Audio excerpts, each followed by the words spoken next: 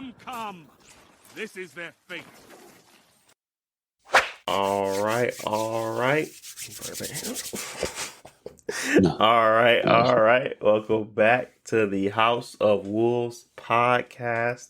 I am your host, Deontay, here with my near and dear friends, Jalen and Josh. Today we got quite a bit of topics for you. We're going to get into it as usual. A lot of, Cyberpunk got some stuff. Jim Ryan going crazy, Multiversus, a few other things, but we're going to talk about it. Disney had their whole event. Ubisoft had theirs. But we're going to talk about it all, hopefully. But before we get started, as usual, Jalen, Josh, update the people on what you're doing, how you been, and what your week's been like. Take it away. Well, we always be busy trying to keep y'all up to date and relevant and on time. My week has been good. Just living life with the family. Going out, trying to enjoy the this bit of the year. Now that we're done moving, haven't played too many games. Fortnite, of course, about to wrap up their season, so I'm trying to finish that battle pass, and then I blew through all of Arkham Knight, which I enjoyed it. I know a lot of people had mixed feelings on that game, but it was still pretty good. Yeah. Yeah. Otherwise, yeah, just doing good. A lot of news to talk about. We'll see if there's actually anything good coming out this year, because other than God of War, I don't know, but.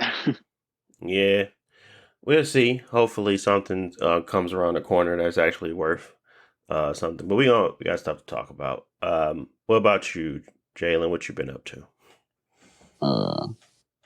Everything's straight. I'm just finna move back to Chicago today. I'm finna start my job, first big boy job. Let's see how that work out. So, going nervous. More so excited more than anything. I feel like it's a lot of transition and stuff like that going on between the three of us. So, but other than that, game wise, nah.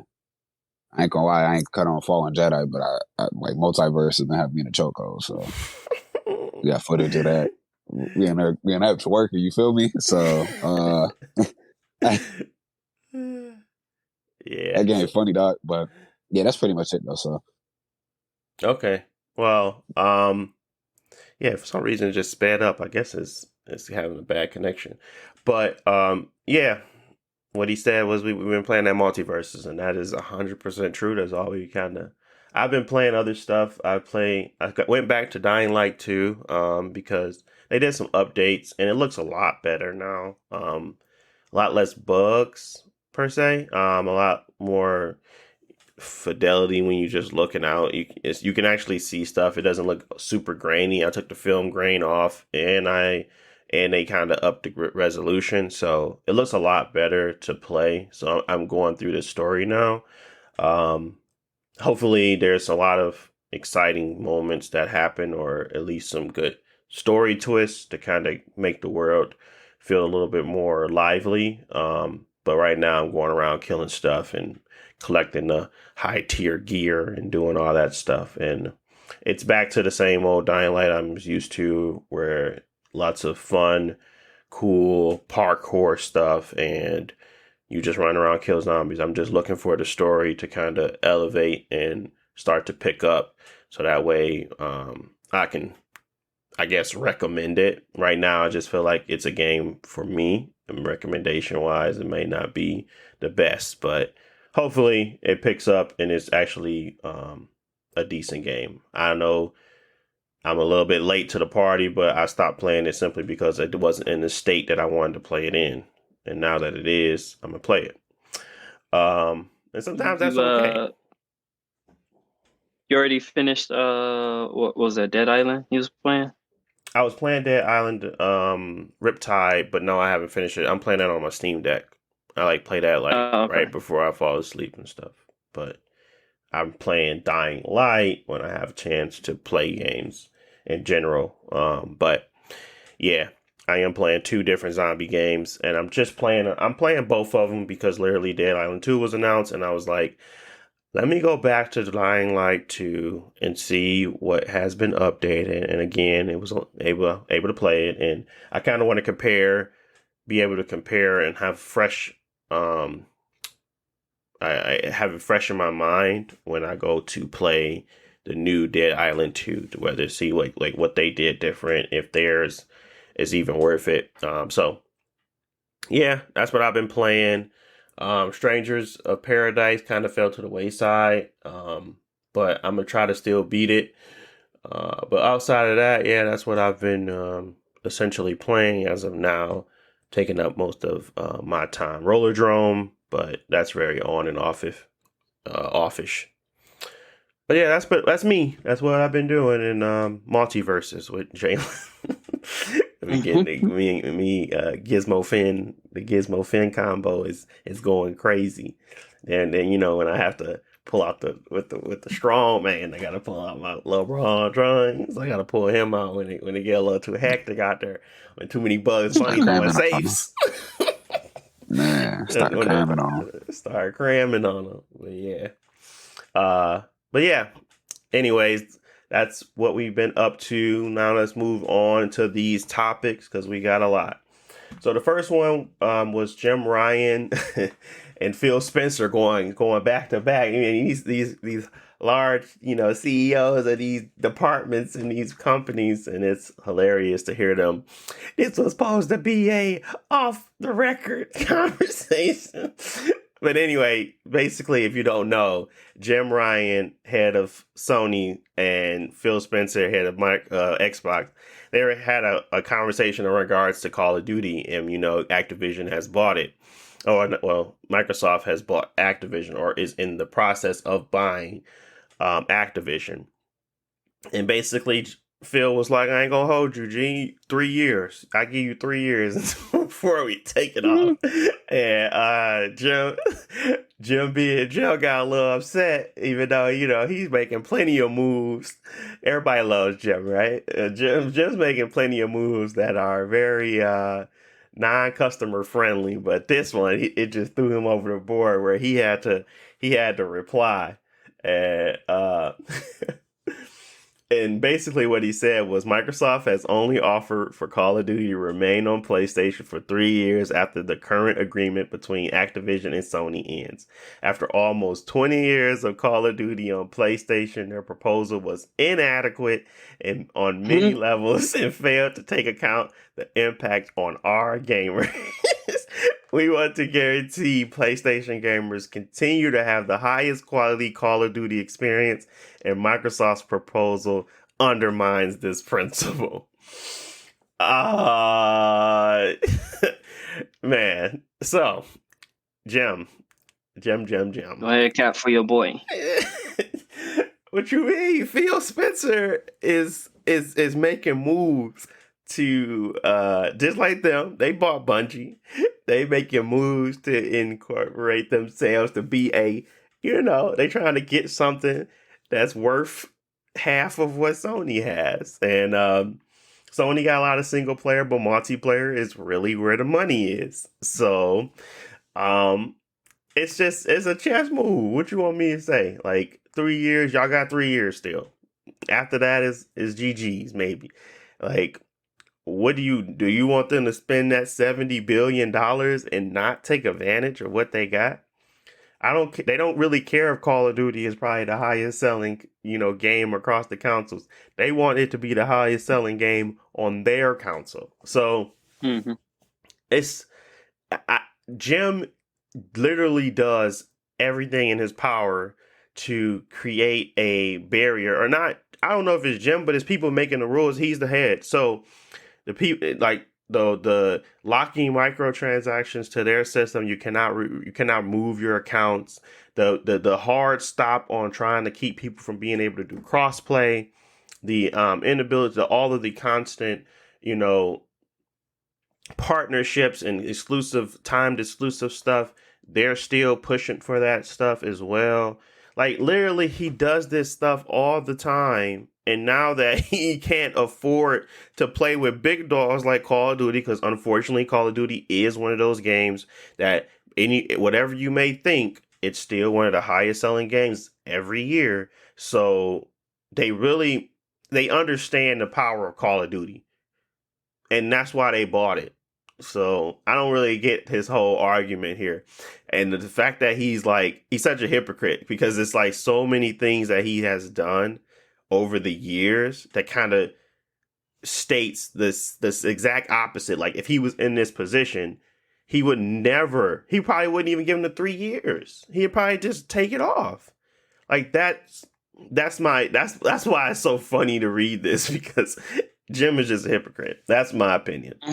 What's your opinion on this? Like, it just seems, to me, it seems out of place. Yeah, it's super hypocritical for like even in the last generation last 2 generations, because they purchased Insomniac, Yeah. and they purchased Sucker Punch. Both of them made third-party games, and right now both of them arguably are like top 5 studios as far as like technology and like the things that they can produce. And like that was a fair buy for them. Like they made good games, they would seem worth it. Sony swooped in, purchased them, and it's been paying off for them. And so there's nothing wrong when the competition does it. And their argument is like, what about our gamers, blah blah blah. And that is a fake argument, because I feel like they don't even care about that. Because like, for example, Death Stranding, PlayStation exclusive originally. They paid for some of it because they lent them the engine. It came out on PC, and technically it's available on Game Pass, but it's not published by Sony. It's published by a different company, because Kojima also got money from somebody else for the PC version. So, but it's still not allowed to actually be on Xbox. Same thing with Final Fantasy. Final Fantasy 7 had like a year or 2 head start on PS4. 2 years later, it came out on Steam. Still not on Xbox, and they already announced the second version. A year head start on PlayStation. Who knows when it hits PC? And probably, if Sony can stop it, it will never come out to Xbox. So it's like, why play these like gatekeeping games when you gonna pretend like you're a victim, when realistically this is what they've been doing for the last 2 generations? They are extremely hypocritical, and a hypocrite. Like literally, like he's just mad that he's losing a very big player in their eyes. Well, in everyone's eyes, Yeah, because because that is what it is. their exclusivity stuff with Call of Duty and Destiny like help get them the edge on like multiplayer games on PlayStation, and like removing that is gonna be a blow. It's not to say that, because I mean games like Warzone benefit from being like completely cross-platform. Yep. Maybe they don't get Black Ops 6 whenever they come out, but like it's, I don't see, well, one, the 3-year thing is kind of also like a bad argument, because it's beyond the current contract. We don't know what the current contract is, because that could be like Modern Warfare 2 and the next 3 or 4 games that are already being made, because they make these games at the same time. Right. So it's like realistically it could be to the end of the generation, and it's like, I know that's not like the ideal deal that he wants, but realistically, like Xbox could say like no Call of Duty at all, and they just have to deal with it. So Yeah. I think it's still pretty generous.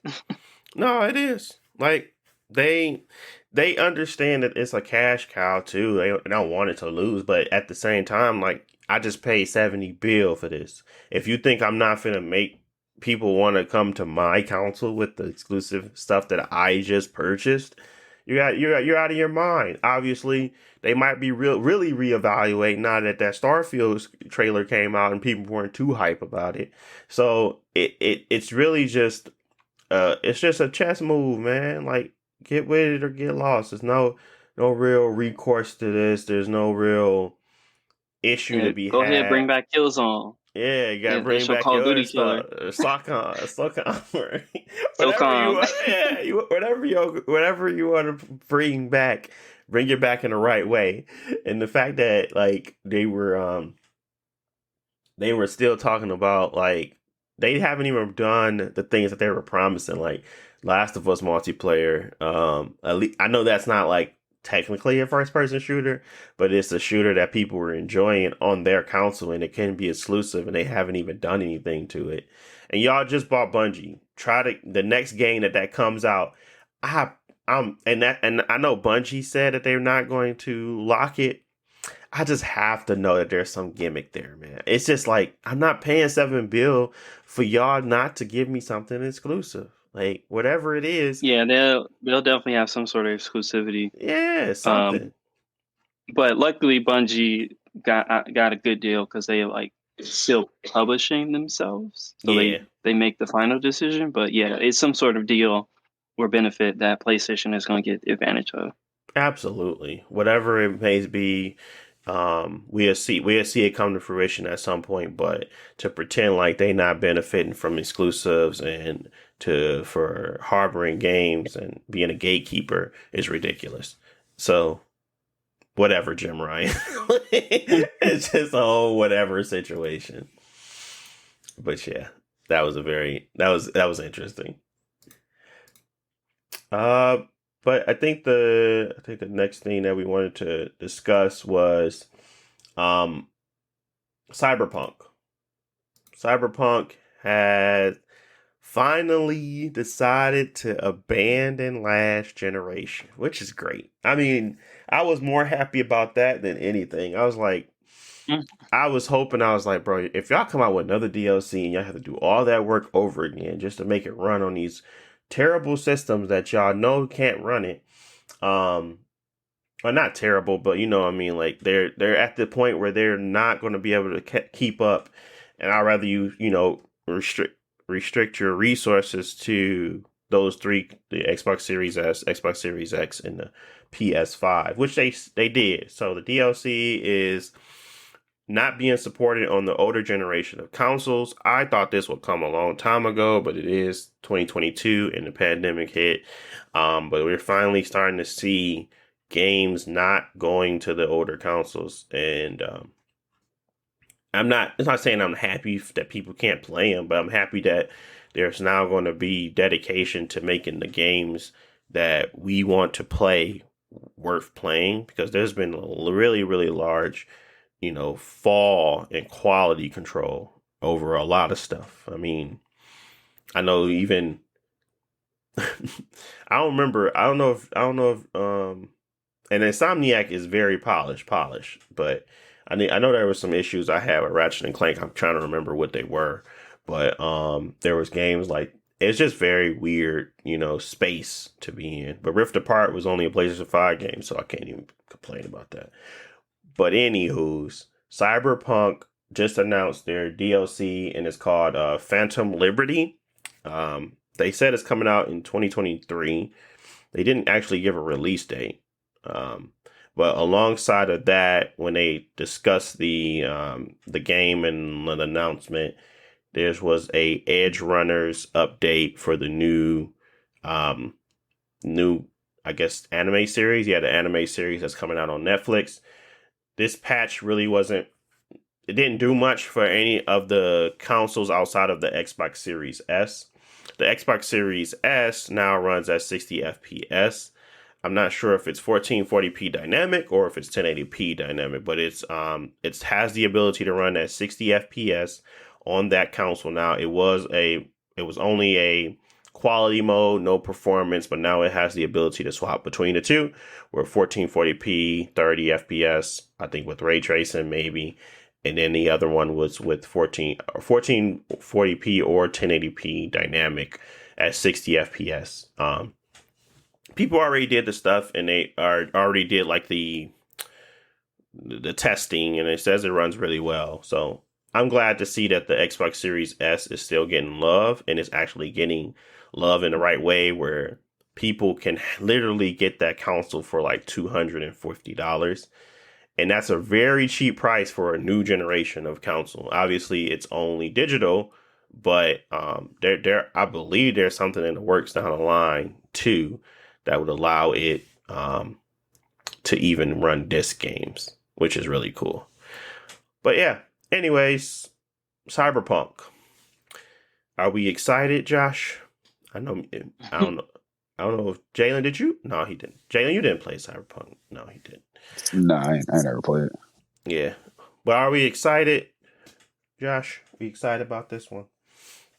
Yeah, I booted it up to check out the updates, and it's not like a huge overhaul, but they've been adding more quality of life things, which are definitely appreciated. Like you can recustomize your character look, and there's a little bit of bike, not customization, but you can change like how your tires and stuff look. And more stuff they've been adding over time. Like the biggest one is the transmog, or like being able to use whatever stats you want, but keep the look and set different outfit configurations so you can just look however you want, but still keep your stats. So that's really good. Those are definitely appreciated in the games like that. And since they're dropping support for the old consoles, they're able to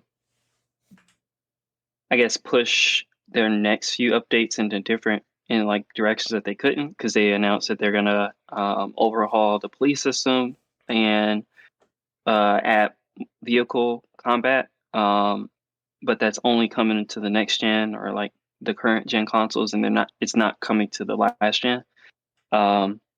So I think this is a definitely overdue decision. People still got to play it, and they improved the old gen versions to be playable where they weren't in the beginning. But if the old gen is holding like the game back, then I don't think it is time to move on. Yeah. And with the next update, they didn't show much, just a teaser, which is cool. I liked everything in that game, and just having more things to do, new stories, and places to go, would be nice. In the past, their DLCs have been pretty big, so hopefully this is like a big, substantial like update, and sometime next year. But we'll see when it comes out. But I'll play it.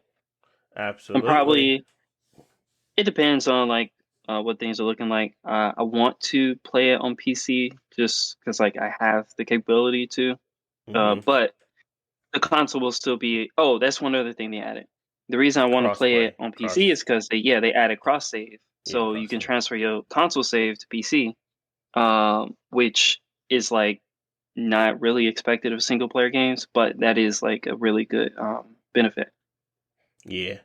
So, once I seen like all of the stuff that they were doing, I was like, nice, and I was like, they seem to have learned their lesson. And I always knew CD Projekt Red wasn't trying to maliciously, like take people's money without giving them a proper game.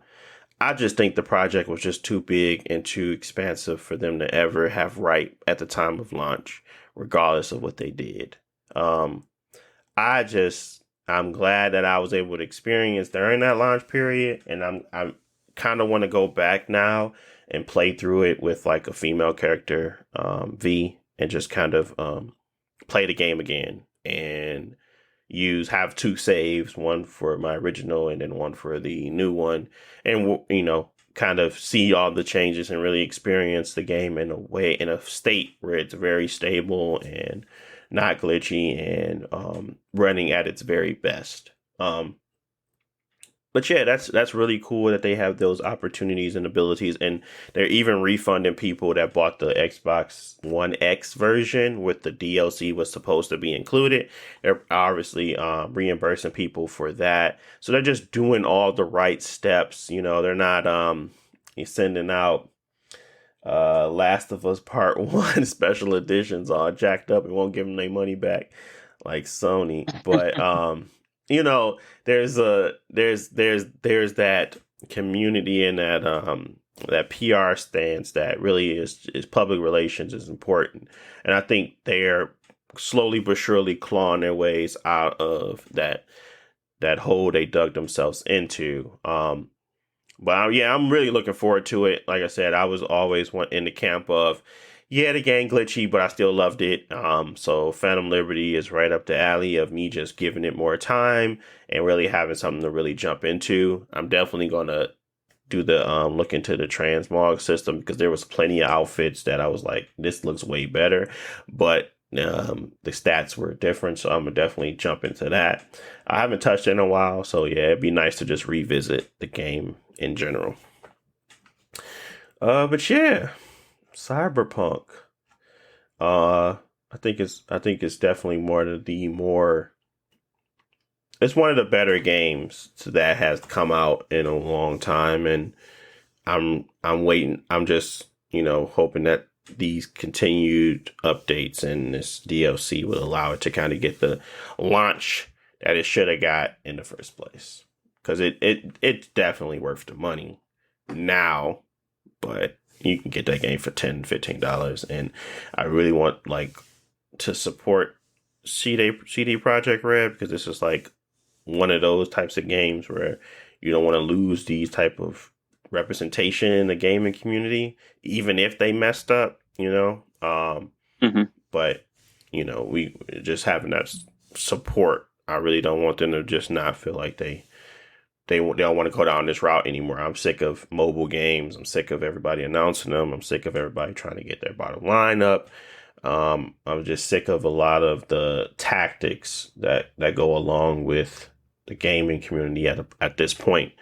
And Cyberpunk and CD Projekt Red have been like the go-to look for type of company that you want to mirror when you're solely thinking about the customer.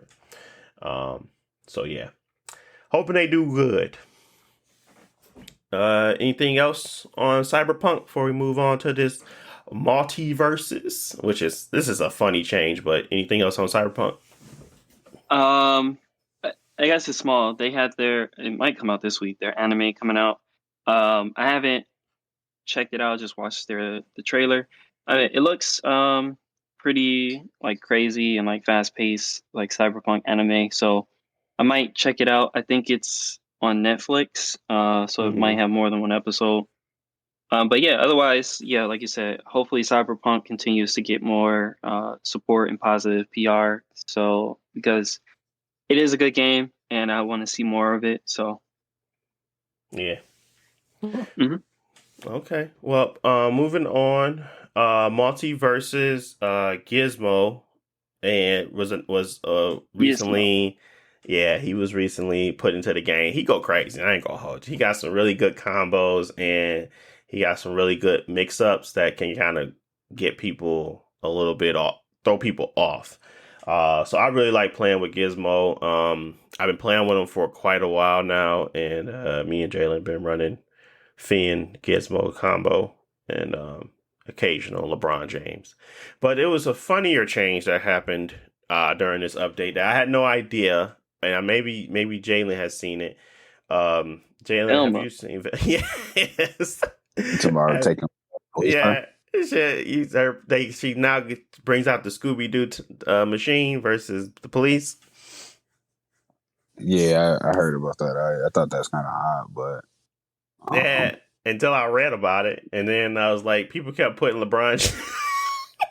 Yeah, that's what I was about to say. That's what I kept saying. I was like, I was like, bro, why is people so stupid? Like, they just get. And then I was like, I didn't think about it. I didn't, it's like, it doesn't matter at some point until you put it into context that people were actually like, I don't know. It was very weird, but there's literally memes and stuff running around of LeBron James and like getting chased down by the police in this stupid game. And I don't want to make it dark, but anyway, they decided to switch to kidnapping versus police. So you're getting kidnapped by the Scooby-Doo time machine, or the Scooby-Doo machine, or whatever they call it. Mystery machine, yeah. Yeah, I mean, I guess kidnapping is better than police. I suppose, but it really is the same thing. I mean, Velma locking people up. That's what it is. Uh, but They yeah, always call the police at the end of the episode though, so it's like, yeah. I thought it was like I didn't think of it like that, but I guess there's such a lot of sensitivity around it, and obviously, it's LeBron James being in the game just kind of probably escalated it to the point where people were Yeah, like looking at it in that light. But honestly, I didn't even have any thought. It didn't even cross my mind when I saw the bus come out and I didn't see the police.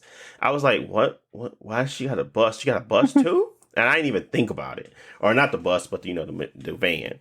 I didn't yeah. honestly even think about it and put it into context until I read about the Gizmo update and how they added in the Velma stuff. And I don't think it was at the same time, but whenever they did that update, I kind of got that information when they brung in Gizmo.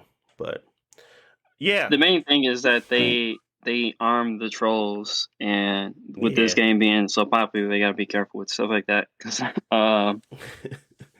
yeah, I mean, because it's like a dumb meme, something that you wouldn't even think of, but it I think became so prevalent that it's like not doing anything about it. It will probably bring some sort of bad press later. So they jumped on it. I don't think it's actually like I didn't find it offensive, and me hopefully I neither. don't think anybody actually found it offensive. But it's kind of just a bad look for this game. They want to have like good PR for it because like Yeah. what happened?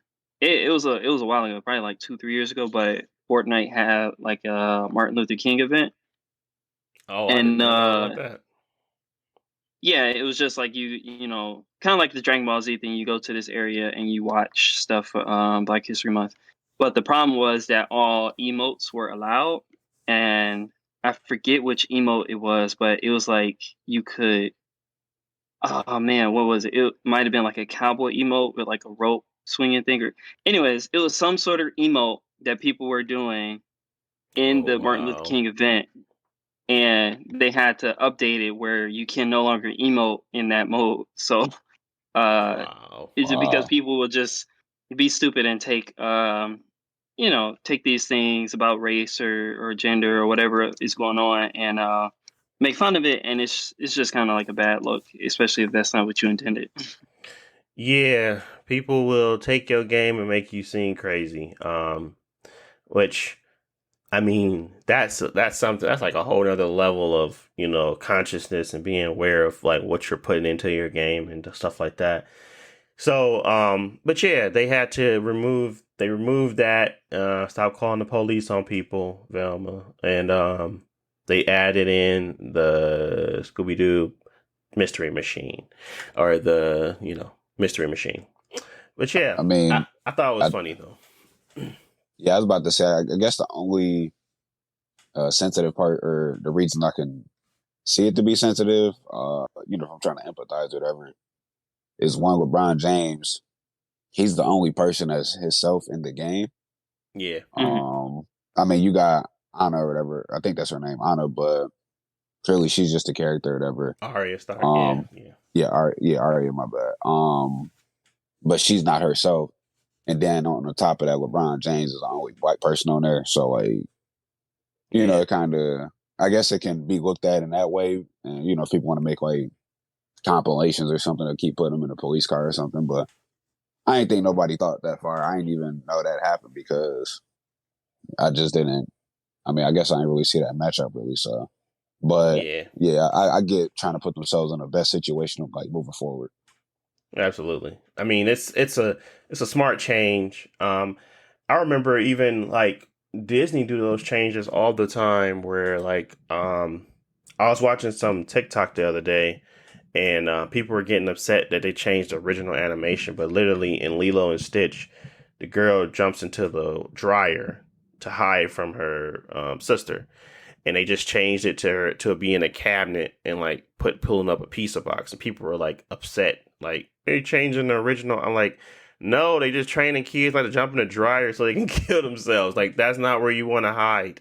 So it's just like Yeah. small little things like that. Obviously, Disney Plus can go in and reanimate that stuff and not have to worry about it because everybody's pulling it from one source. You know what I'm saying? It's not like they have those where you had the copies out and it's like once it's out, it's permanent. But you know, when you in the streaming era, let's just make the changes that makes sense. So there's another one of those changes that just made sense.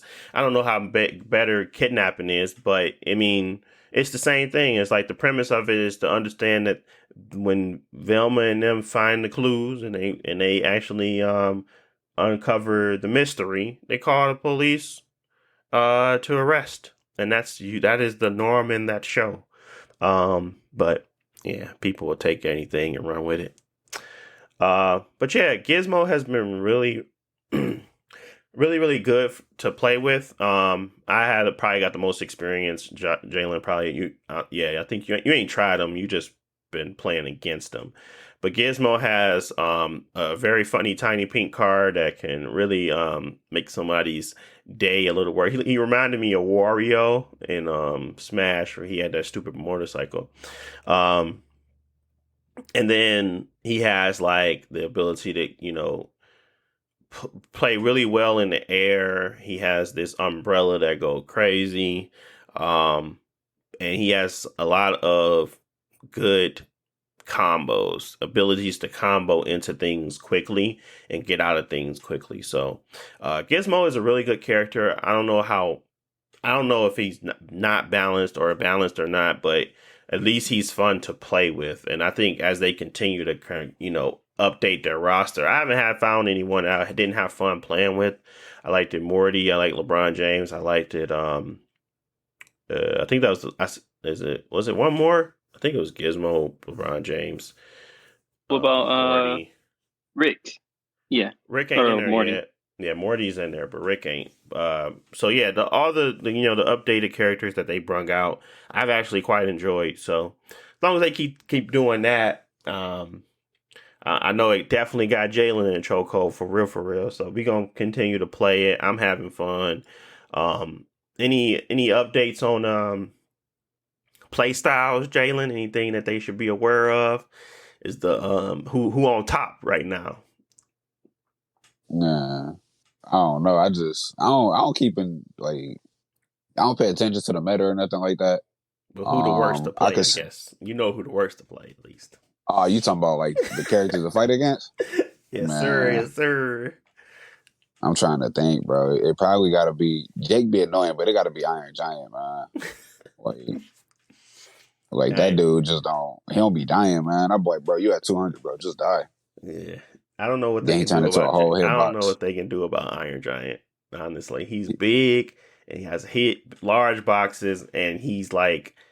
He's not floaty. He's very heavy character, which makes sense because he's so large. And if you're able to hit him and get so much knockback, it's gonna be really hard for him to like even be playable. So it's a lot. It's just that he's such a large character. I didn't think they was gonna be able to pull off a large character and keep it, keep it actually balanced, which at this point it does not feel balanced. So he's just big and he turned into the hitbox is already bad in that game as it is. So yeah, Iron Giant. No, go ahead.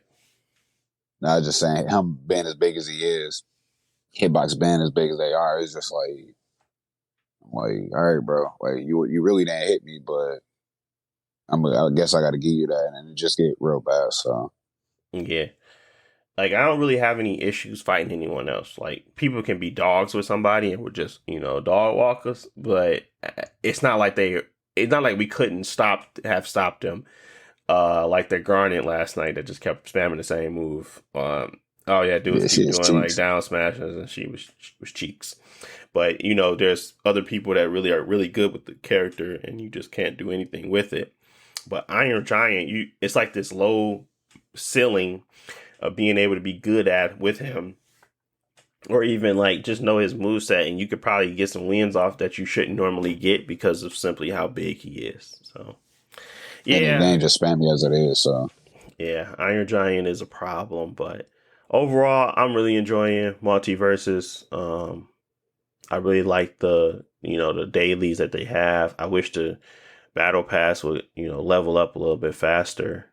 Um, but yeah, that's pretty much it for Multiverses. Just don't. I'm glad they make the right changes. That's a smart move. Anything else on Multiverses before we move on? Man, just keep getting the memes. Keep getting them memes. And Jalen, man, that's how we be winning. That's how our win rate up. We be fighting them. We be fighting some people that been playing that game way too long, bro, and we be still whooping them. Well, that's because simply Jalen be getting people out of there at 40, 13, 17. he was going crazy. Yeah, so definitely. You play them war games with people. I'm like, come over to this wall real quick. Let me talk to you. Let's have a little conversation. You definitely made me want to start. Well, definitely I already do, but getting better at just memes and actually hitting people and playing off the stage. Because I mean, there's a lot of characters that have floaty moves. LeBron James ain't one of them. You don't really want to play too far off the map with him, but I know Gizmo has the ability to kind of definitely be playing a little bit more off the stage. So I'm definitely gonna try to start playing with him a little bit more and getting better at that, because he was getting some double meteors came in clutch a few times.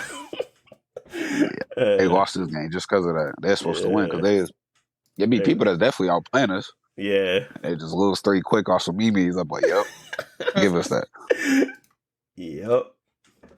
But moving on, we want to talk about not all of the Disney stuff, but just the highlighted for the gaming part. The untitled Black Panther and Captain America game. It won't be co-op. At least that's what IGN is stating. I have little to no information about this game. I'm hoping Josh did a little bit more research than I. But they announced the game. And yeah, I just kind of it's very little details other than it's like World War II. It's not T'Challa, it's his dad, and it's supposed to be like 2 other characters, maybe Bucky and maybe like one of the female warriors, the Dora Milaje. So I mean, I think it's kind of like a weird cast, but I also understand like those are all characters who like know each other and stuff like blah blah blah. Hopefully they have some sort of I don't know if it's gonna be like you only play as Captain America and like Black Panther show up, or it's like you can use all these characters. I don't know. Hopefully whatever playstyle they have is interesting, because why have all these characters if you're not gonna use them? The only other thing that's like of note is like I don't think they've even like have anything to show. But Amy Hennig is supposed to be leading that project, and she's the person who she's had a lot of projects start. Well, anyways, her history: she wrote the Uncharted games, and she helped direct the Uncharted games. So like 1, 2, 3. I think maybe she worked a bit on 4. I don't know if she did the whole thing. And then she left. She joined EA. They're working on like a Star Wars game.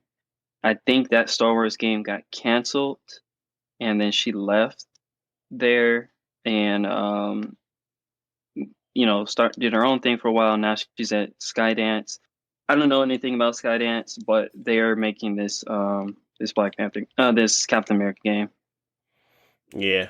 So, yeah, as long as it is a solid single player experience, you can't go wrong really. I just know that there's if it's Amy, right, and she doesn't really do mechanics, obviously, then she wasn't a part of the Uncharted standard formula that I did not enjoy. Well, I think she wrote but I think she had more creative control. So I honestly might expect like a Uncharted Captain Oh America, but I God, don't know. please Like, no. I mean, that formula works. It works, Sony but I just don't like the stand. bleeding it dry. Just like Yeah. the whole gameplay like the middle. It got to a point, and I know Jalen probably can attest to this, where you just not paying attention to the fights until you get back to the story, and I don't like that. I like to actually enjoy the entire game through, and not be like, Hmm. oh, another bad guy session where I gotta go through 16 people to get to where I need to be. Like, they kind of mixed it up when they started allowing the environment to be used in creative ways. You know how it's like we was on the side of a cliff and we were swinging from rope to rope to get to different spots. It made it a little bit more interesting, but at the end of the day, it was still one of those things. So maybe it's a superhero game, so obviously they gotta have like more powers than just a gun and your ability to get in cover and get out of it. So, Hmm. the fluidity of Uncharted is kind of unmatched, where it goes for animation styles and like the ability to go from cinematics to back to gameplay quick is cool. So, I don't think it's going to be janky in that part. I just really don't want it to be repetitive either. So we'll see. Yeah. Um. At least hopefully the game like comes out, because like I was just looking up her history, and I don't think it's her fault, but like Hmm. she's always attached to like big projects like this, and they always like fall through. Because like Hmm. since Uncharted 4, like I mean, people were excited for that Star Wars game, and it was basically just going to be like Star Wars Uncharted. Yeah. And that's EA being EA and make dumb decisions, and they canceled it, and nobody knows why. So They don't hopefully, care for single she player. gets a success at this one, because like I think she's a talented person, and like has a good resume. Yeah. But she just got to get partnered up with the right studio or whatever. Yeah, she got to get people that actually want to make good games, like Sony. Sony was probably her best matchup. Microsoft might probably now, since they know that it's important to have good games, and they probably got the money to excessively just throw at it until she gets something good. Like, I would expect her to be running on the Indiana Jones stuff. I would have thought that they would have Yeah, tried to get somebody like her, if she was free agent for a while, to get into that to the Indiana Jones game. But maybe they already got a director. Maybe they're already liking what they're seeing.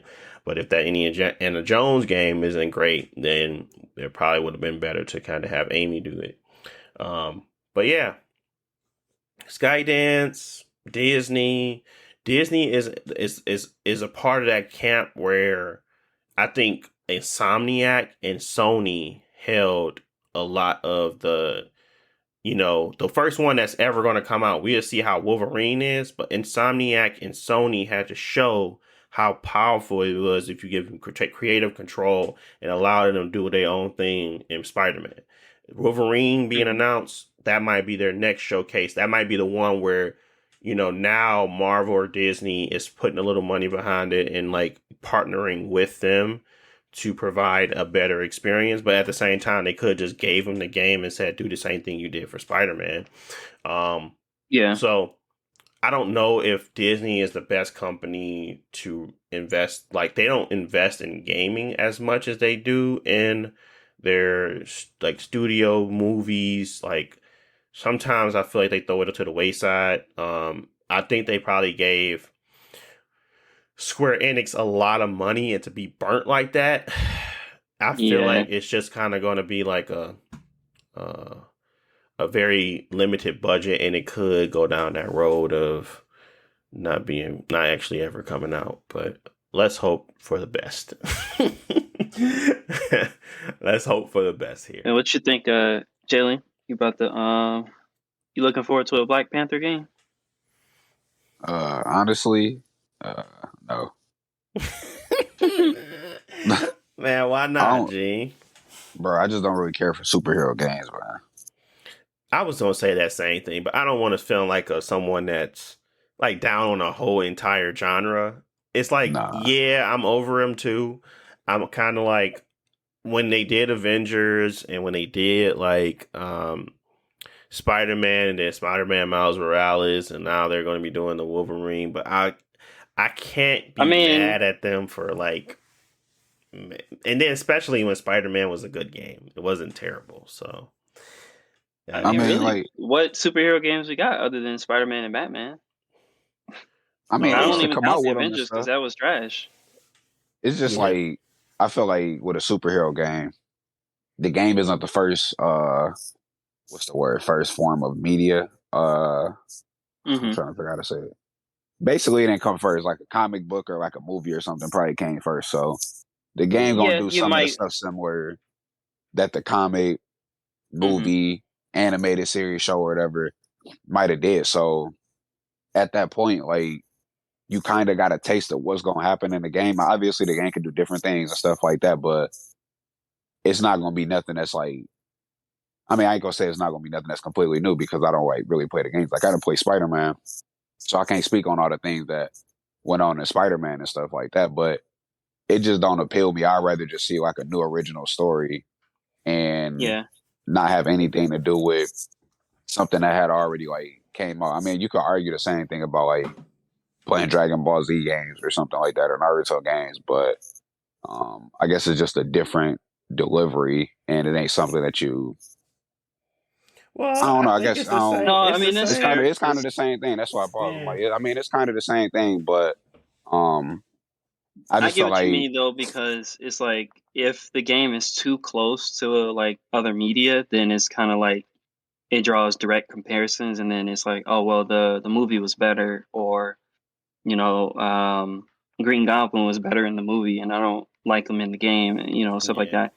that. Um, so yeah, I understand that. I kind of think superhero games are better when they have like completely unique like approaches. I guess Hmm. that's kind of why the Arkham games were good because they weren't like the movies that were out. But I guess it's hard to do that as well because people want to see what's familiar. Like if you got a Spider-Man game, you want Green Goblin or whoever to be in there. So yeah, you like the superheroes. it's a hard balance. Yeah. But I think another thing for me, at least, and it's just my own opinion at this point, is that I never really cared for superheroes like that. Like I ain't never think they was just like, hey, these dudes cold. Like, did you see Man, when he that's did because you that? think Goku can beat Superman. Yeah, I mean, but they be doing like cold stuff on it. I think the only superhero that I actually thought that I like really enjoyed was probably like Static Shock. I ain't gonna lie to you. Like he was the Yeah. only superhero that I was like, that's a superhero that I really adore. Like that dude cold. Like Man, everybody what you else and mean? You stuff, like I ain't Slade? never. He can sit down somewhere. But I don't even care about him. Who is Who is Slade? Slade? So, but yeah, no, No, that's just answer your question. yeah. I mean, Yeah. I'm from that generation of playing like Blade 2 and on the PS2 where I enjoyed superhero games and I enjoyed like Captain Marvel like I mean not sorry Marvel Alliance and all that stuff. So I did kind of get a little fatigued, but then there was like games that changed the way you play those games like Batman was more of a story driven game than an action based game. It was like detective work, all that other stuff, finding clues and things like that. Kind of brung it into the new generation, and then they started to try to manipulate or try to bring that ever on other like superheroes and things like that, and it just didn't work that well. So I'm looking forward. No, I'm not looking forward to uh more superhero games. I'm looking forward to good superhero games. So I always have to, Yeah. emphasize that if it's good, I will play it. But I don't want another tropey, same game where they try to provide that experience, but all they're not really providing you a great experience. They're just tying a name to a game that would have been basic and saying that it's better because it's got this superhero in it. I want unique experience, things I can't see in other games because this character is what's providing this window into this world, and this character can only be shown in this world in this way. Um, Kind of like I want them to define the superhero from the world and not so much the character. The world has to be amazing. I want it to be on cyberpunk level world building, and the character is just the vessel where he's Black Panther, but everything else around you is what's really cool. So that is what I'm looking forward to. I don't really care for a great Black Panther story per se, where I'm just going through that story. I'm looking for that world to be just as dynamic and interesting as everything else. And that will sell me on playing these games. But moving on, don't want to take up too much time. I know we got to get through some more stuff. Let's go to Ubisoft. Ubisoft had their Ubisoft Forward event. I'm not going to hate on it. I'm just going to say, if you were really interested in a lot of Assassin's Creed, you definitely got your fix. You got a lot of Assassin's Creed stuff. Assassin's Creed Mirage. You got your documentary that's going to be coming out. It's in partnership with, I believe it's a Netflix show as well, but they're also doing an Assassin's Creed documentary. And about like just the start of the game. They announced Assassin's Creed's Valhalla, the last chapter, where they're gonna be tying up loose end on Ever's story. They also released the Assassin's Creed mobile game, codename Jade, where you're going to be playing in China, in 215 BCE.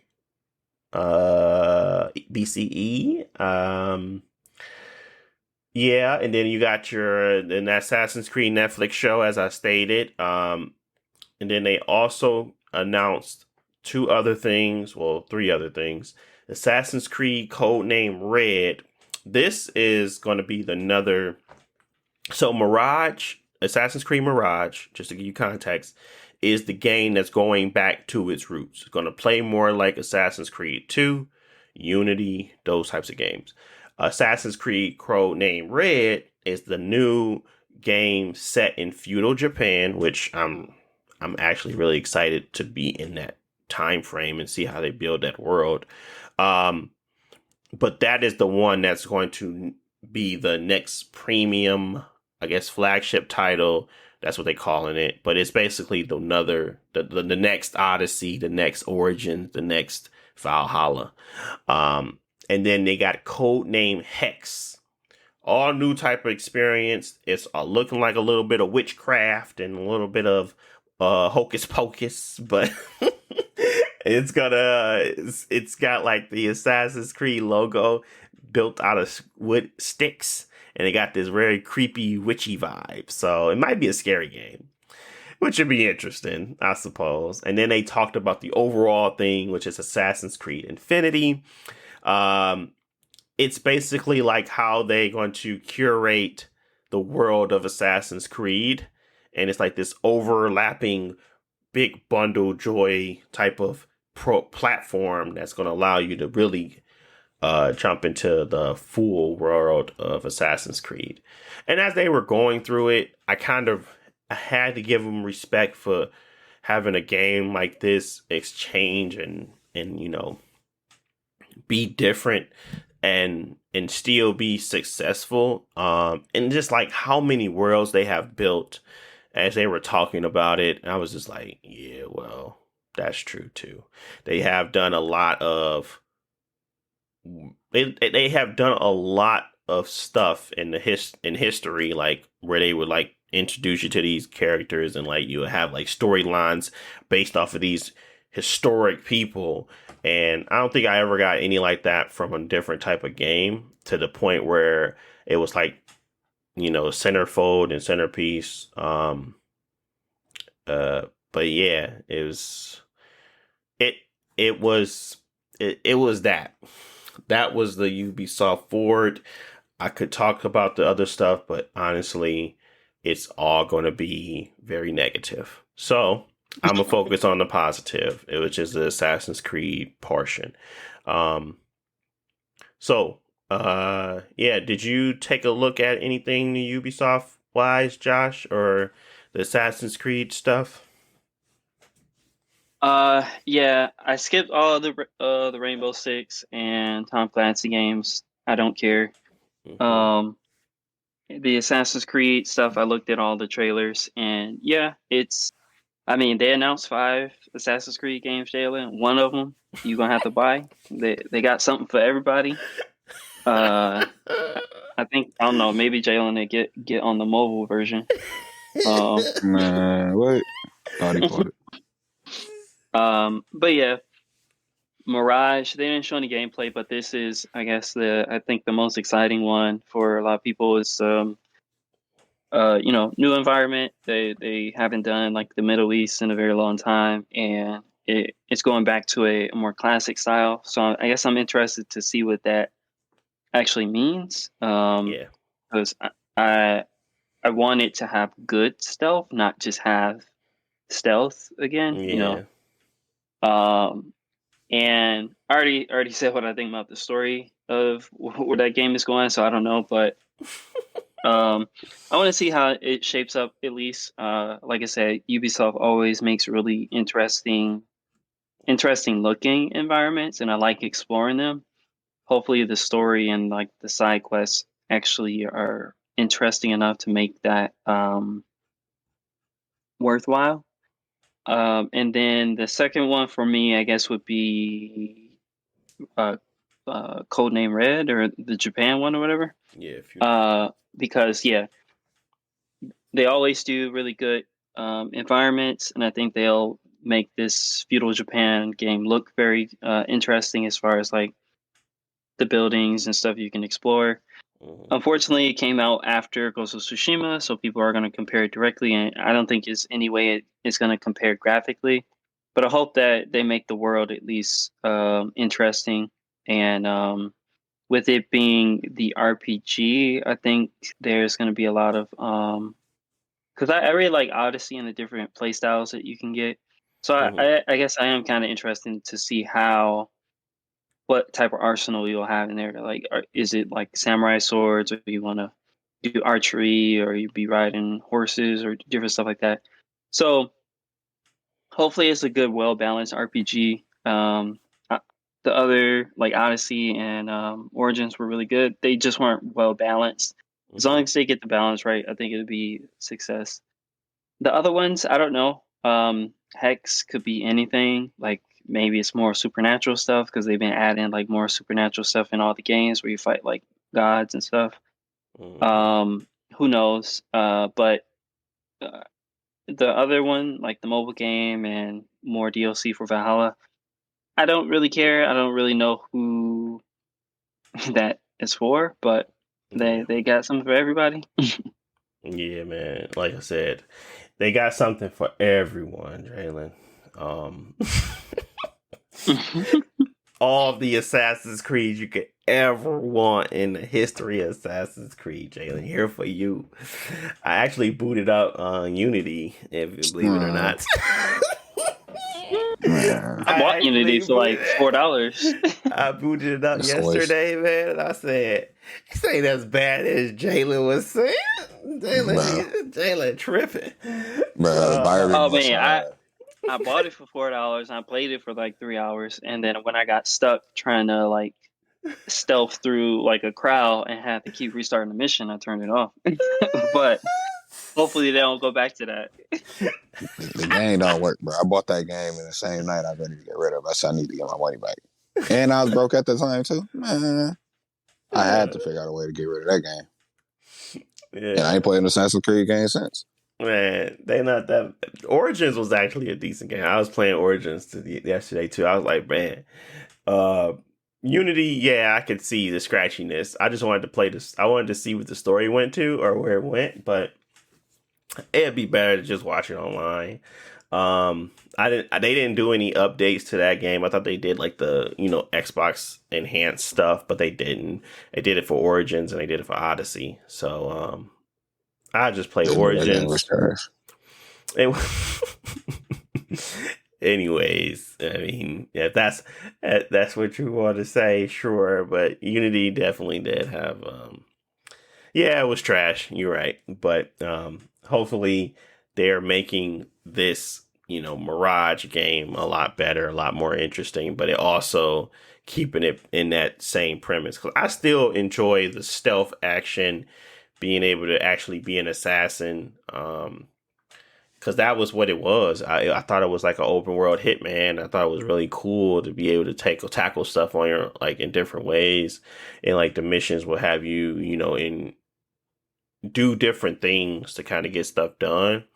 Um, One other thing I noticed while I was watching this thing is I was like, bro, they literally make the same character but put a different hat or outfit on this guy. I was looking at every last freaking like main character, and this literally he looks like uh everybody else. I forget the name. Ezio? Is it Ezio? And then I was Ezio, looking at yeah. Anvo. I was looking at the other guy from the original. Well, Ezio was original, and then there was the guy from Syndicate. I said, is that like common? Like everybody knows they look the same because they like in the same.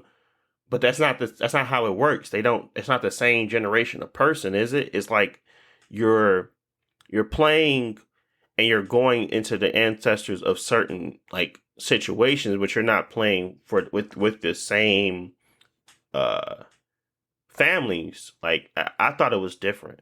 I'm not. Maybe I'm mistaken on that In the part. old games, they kind of look similar because they were the same family. But yeah, in the recent games, nobody's related to each other. Well, they're how to put it? No, they're not like directly related to Mm-hmm.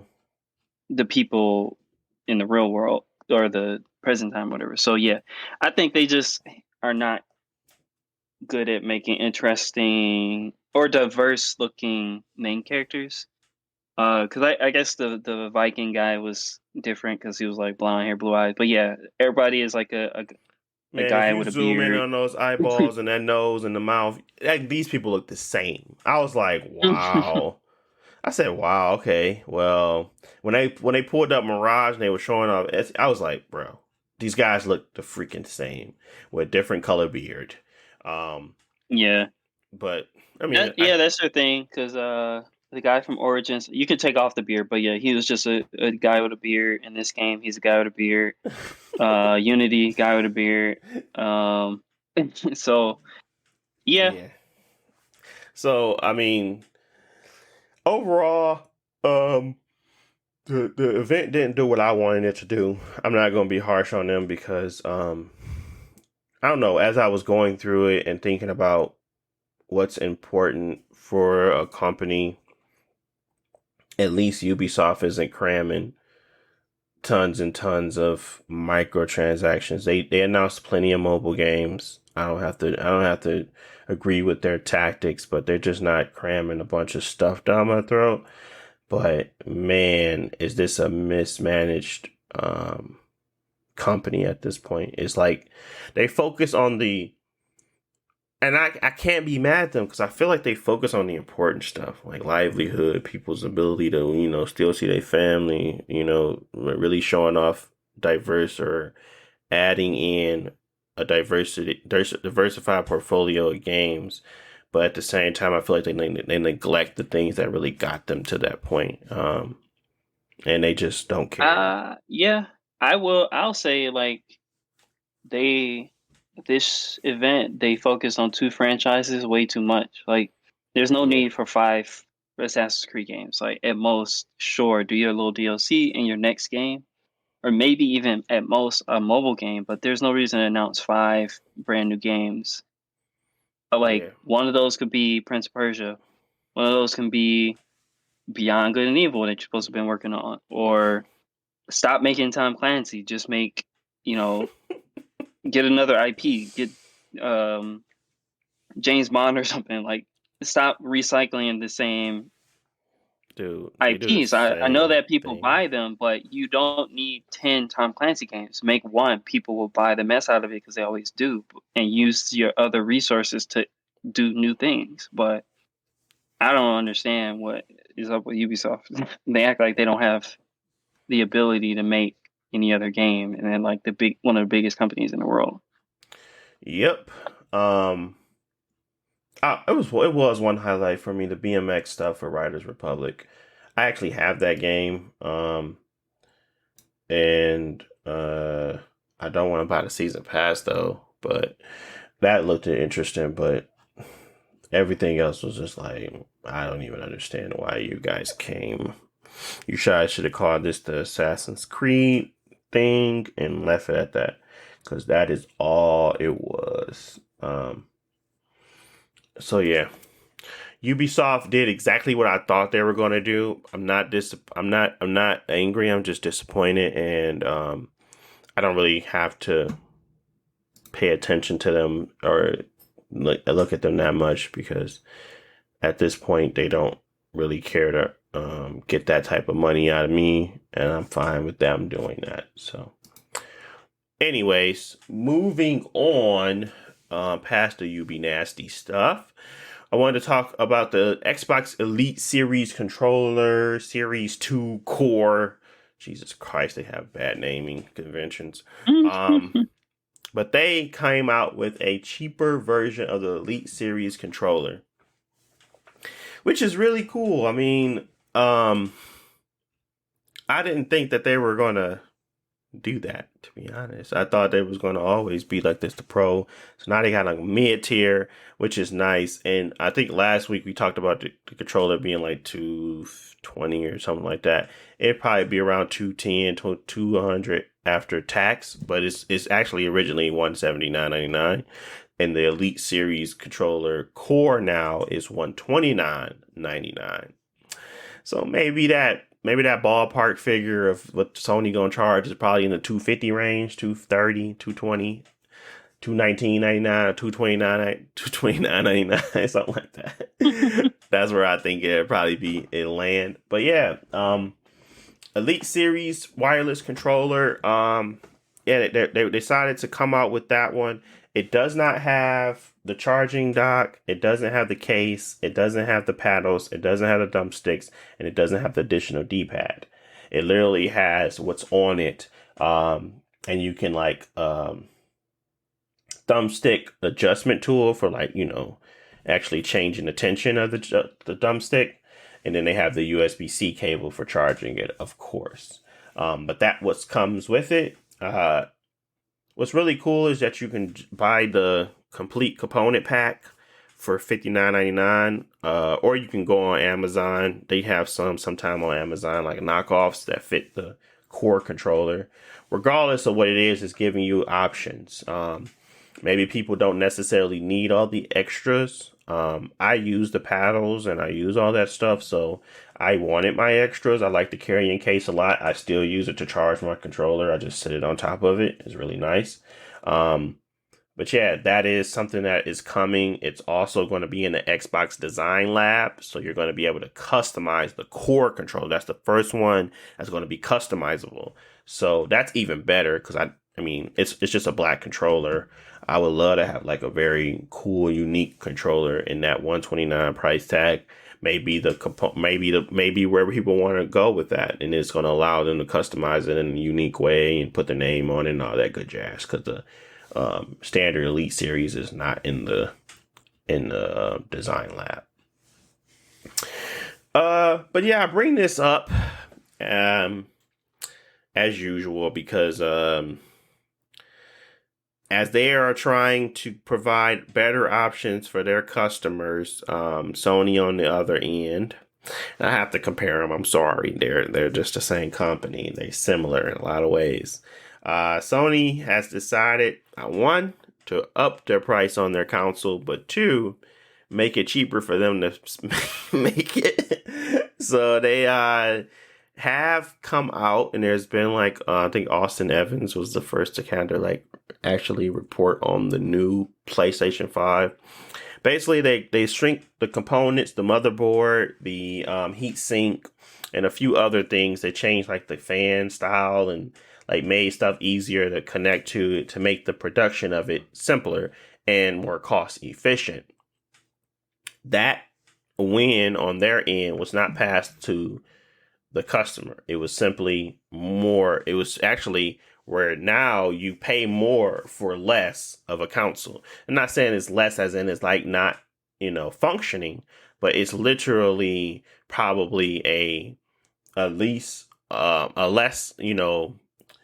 durable or less, a less, I don't even know the word, but it has it doesn't have the ability to achieve like the metrics or the statistics that it used to be able to, and it's probably cheaper for them to make, and it probably has less components, and it does have less components, and all of this kind of still shows that Sony is a good old gem. It's really focused on the bottom line and not necessarily the customer. Products like this, I would never expect Sony to make. I don't think that they care to have like a entry level 2 options. I knew this was probably coming. Like they would never make a Series S. Like they don't have that thought in their brain to allow people to jump into their console for a less than more expensive price. Like that is not how they function. Xbox, the accessibility options and all of that. I understand that they put that on the software side, but Xbox literally has a dedicated controller for that type of stuff, right? Really, taking the time and effort to truly make stuff for their gamers is a little bit different than how, Sony goes to market. So I don't ever think I will ever see a DualSense Edge core, which makes sense. I mean, that is their premium device. But it's nice to see where they can drop it down, that price point of $40 and allow people to jump in if they wanted a more, precise or functional Xbox controller. I guess my question here is the core worth it? Because it doesn't come with the paddles and you still have to pay for those. I mean, you can obviously buy them separately. Is this a good product and overall? Like, I understand like the feel, the heaviness, the weight, the premium design. I like it all, but to the average Joe that just want to play games, would you go into the in-between option, honestly? You already got the money, I suppose, to splurge on a controller. Would you jump for the core? That's my question. I don't know. I think they're so close in price, it might just be better to like go for the more expensive option. Mm-hmm. But I think the main thing is that it gives options. So like for me, if my Elite controller broke for whatever reason, instead of buying the more expensive Elite, I'll just buy the core because I already have all the old components and you can just pop them out and put them in a new one. Mm-hmm. So that's an app for me, and like being able to customize it will be cool because like it's a really premium controller, and be able to pick your own colors and design on it will make it feel like a more premium product. So I think it's just about options. Mm-hmm. I don't know. I think it's a really good controller on its own, but yeah, not having the full package and buying things a la carte wouldn't make sense for most people, I think. Mm-hmm. Yeah, tighten up tension, being able to do all those things still are beneficial. But yeah, I think just having the options out there is really what's important. Even if it may not be the most uh price conscious or the best priced. I mean, because if it was $100, I could really get behind it. But it's that $129 being only $40 cheaper, that could cause that could cause it to be like, should we just go ahead and get the full series? But again, having this be able to be in the design lab is really nice.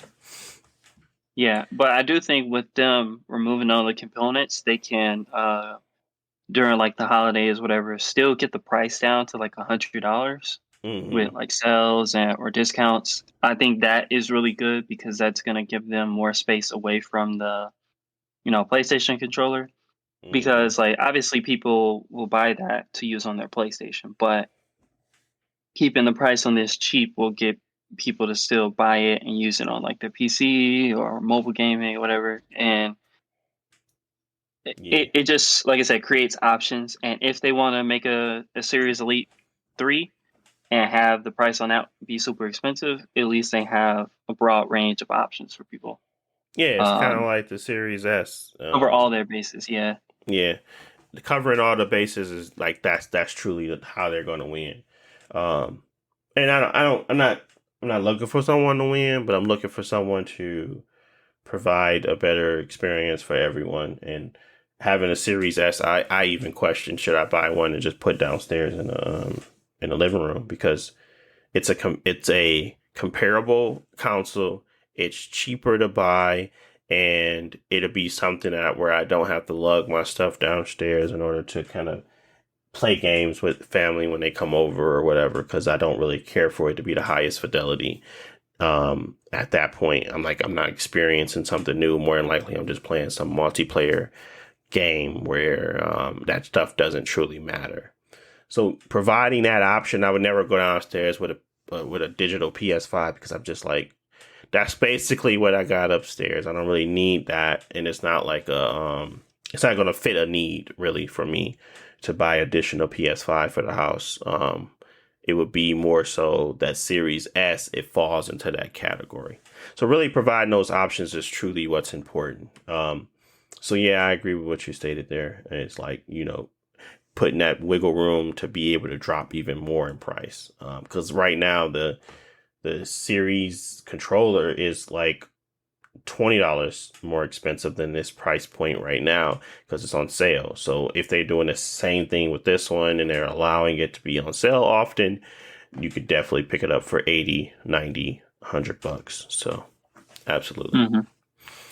And when you gonna get you a expensive controller, Jalen? You gotta do as far as Mimi. He's got to get that tension right. He don't know about none of that. He don't know about none of that, Josh. Or you can how much they was selling GameCube controllers? Ain't them things like $90? Was the GameCube controllers $90? Like more recent, because they like more hard to find. Oh, Jesus. MSRP or like that's the resale? He talking about resale. Resale. Let me see. GameCube controllers. I know when they release them, I think Nintendo got like a line on their website when they be releasing certain things, and I remember the GameCube controllers on there one time with a line. I think they went like 50, like off top. But I don't know, bro. I can't. That's a lot of money to pay for a controller, dog. I can't do it. What's when they re-release them, they $50 now. Okay. Well, auto controllers, like I don't like buying controllers, bro. I got 2 PS5 controllers. One is still in the box. I'm good till the PS5 die. You know what you mean? You got a Xbox. What you talking about? You need those back paddles to do your mimis easier. Yeah, man. Yeah, see. I've been playing Smash for so long, I don't need it. You've been, yeah. That's I play with the C stick on the right stick on there. That's what I fight with. I switched my controller so I can use the right stick. The Legacy, I think it's the Legacy, right? That's what they call it. Something like that. That's like your regular attacks, not your special, but your regular attacks and then your smashes. But yeah, man, I just can't. I can't justify spending more than $100 on a controller. Man, why not? If you playing the game every day. I need something for them Xbox controllers, because they is giving me a little bit of like, they started trying to give me a blister because I'm that rubber hard, but yeah. You might want to get a sleeve then. Just a sleeve might help out with that. But yeah, I think still, obviously they still ain't hit the mark. So keep going at it, Microsoft, until you can get Jalen to actually buy one of your things. You ain't doing enough. So maybe getting that mug down to $60, and it's like very close to very close to the original price. He might go buy a controller, but at the end of the day, he's still rocking with his single and the one that came with the console. So yeah, back to the drawing board on that one. And the controllers cost too much. They do the same thing, bro. Man, no, they don't. But I understand your feelings, especially when it's like, I mean, it's never been. If you're good without it, why do you need it? and I think that's your like understanding. Like, bro, I'm more than good with this on this game. Then I need an extra controller for some simple boost in this or that scenario or whatever the case may be. You know, that's probably more so the lens you look at, and then it's like on top of that, you want me to pay extra for it, like for what? So I totally get it though. I just think that no, I'm not gonna write it off as does the same thing because it doesn't even feel the same. But yeah, I just feel like it was more prominent in Call of Duty. Like people had like I ain't gonna say a clear advantage, but for the most part, especially when people ran tactical, they was able to but drop you shot a said little bit it in easier. Apex too. You said the same thing. You said why people able to keep ducking on me and moving and still being able to shoot because they literally got back buttons. Oh yeah. I mean, with that's another thing too. But I don't know. Yeah, It's like it's like it's you just some. do get advantages, but they're not It's not at 100%. some point. Not 100. Yeah, no, not 100%. Not all the time. Well, Kind of like I'll someone's. say like a game like Multiversus, I'll just play with a regular controller. But Yeah, like if I'm gonna play ranked, I'm gonna switch to the Elite controller just because like I feel like there is gonna be one or two situations where this extra advantage is gonna like save me, yeah. and Yeah. that's the difference. But like just playing regular matches, it's not as necessary, you know. I use it for my I use it for when I'm playing multiverses, but that is to follow up, and you can literally do this. You can have it where it becomes your dedicated down A or like your dedicated like neutral B. But you also have that button there where you don't have to take your hand off of it, so you can do your neutral B and go straight into a down smash or whatever, or like a actual different type of move. I'm not saying that it's perfect, and I'm not saying I'm even better than you at the game. I'm saying that literally it just has like those, small things that you can like, customize to kind of play to your fitting, and it's nice sometimes, but it's absolutely not in a space where it is critical unless you're like a high tier, want to be the greatest, want to catch them all, Ash Ketchum type of guy. So that's what it is. But anyways, moving on. Oh, we had dang, we got an hour and 27. I'm gonna just leave it at that, guys. I apologize. We were gonna try to get to the Apple event, but we can talk about it another time. Honestly, same phone, same thing. You don't really gotta talk about this. They ain't really doing nothing different, bro. They added like a little weird bar at the top where it's a peel now. It's not an actual, cutout, and it expands and despands based off of some things that you're in it. That is literally the coolest thing that they've had. Like everything else was just mid tier. They had an Apple Watch, the Ultra. Just want to make you spend more money, you can do more things, but honestly, I don't really care. The biggest thing that I enjoyed out of that come out that event, and I don't really want to talk about it like in this way, but the biggest thing and the nicest thing I've seen was the satellite text for emergencies when you don't have a signal. You can literally use it as a satellite phone and like send a text off the satellite. That's amazing. Like that is a game changer in my opinion for people lost, can't really find anything or don't have a signal somewhere. If it can literally help you point to the satellite, send that text and get another text back, that could save people lives. So I really thought that was a cool feature. Like you don't necessarily need a satellite phone. You can just take your Apple phone. Like that should be standard across the board. But Apple did it first, so it might be other people that did it too. But this is the big time right here. So I feel like it's gonna make waves and make people at least for survivability. Like that is important. So yeah. I like that a lot about this whole showcase. Everything else was mid tier, mid, and more mid. anything highlighted from the Apple event that you enjoyed, Josh? No, not really. I think the pill thing is like interesting from like a UI perspective, but for me, it's just like about time to get a refresh. I do think that the screen technology is continuously to get better. But they already improved it with the 13 and it's just getting a little bit better. The camera's not really a big deal. They're already like some of the best cameras out.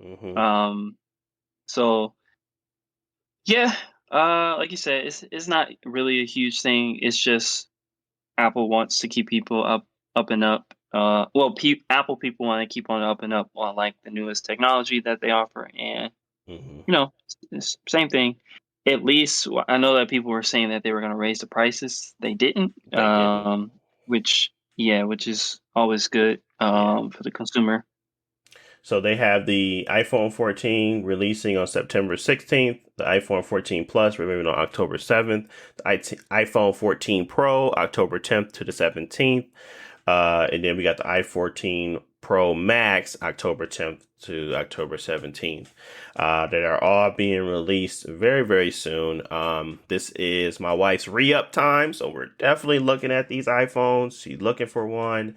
I don't have iPhone, but I think they're going to be like the buy one, get one on us program with T-Mobile. So I might just have one for videography and just have one in a tuck because I already got an iPhone SE that I have in a tuck from one of those buy one, get one on us situations. And I'm probably going to do the same thing and just have one. But I'm not going to use it because I'm just not an Apple guy. But I might have one. Any re-ups for you guys? Anybody looking for a phone? I know you guys are the iPhone people, but I think I still got 11 Pro, so I'll go up to the 14 Pro. I don't play a lot of mobile games, but the few like League of Legends, 120 FPS on your phone is nice. So, gotcha. I wanted to upgrade my phone. I would only want to upgrade it because of the battery. Gotcha. And then I wanted to try to. It's basically which one you got right now? 12. The 12. Okay. Yeah. But like if you trade your 12 in, then you get like a iPhone free or whatever, but it's a 36-month contract. So I was looking at that. Since I'm on 30 months, I can't do nothing until June. And that's gonna be like the off time of like when they release their phones versus if I did it sometime around when they release their phones, I'll always be ready for like an upgrade. So, or not always ready for an upgrade, but it's my upgrade time is gonna fall around the time where when they drop the new iPhones and stuff like that. Yeah, so because they switched it from 30 months to 36 months now. So at this point, I'm always have to be in like June-ish or whatever. Gotcha. Okay. Well, yeah. I guess we all are on our way still. Even though we talk about that trash, we all probably gonna buy one at some point soon. Yeah, the iPhone gonna be iPhoning. But thank you for listening. I appreciate you guys tuning in as usual. If you got to this part of it, you're the real OG.